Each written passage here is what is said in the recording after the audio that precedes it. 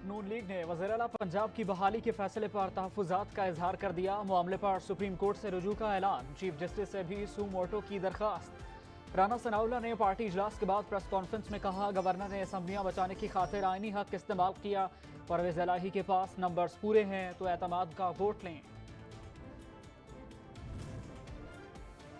परवेज़ इलाही एतमाद का वोट लेकर असम्बलियाँ तहलील कर देंगे। फवाद चौधरी ने बता दिया। ऐवान में 188 अरकान की हिमायत हासिल होने का भी दावा कर दिया। खिलाड़ी रहनुमाओं के हमरा प्रेस कॉन्फ्रेंस में कहा, कौमी असम्बली में इस्तीफों की तस्दीक के लिए अब छापामार कार्रवाई करेंगे।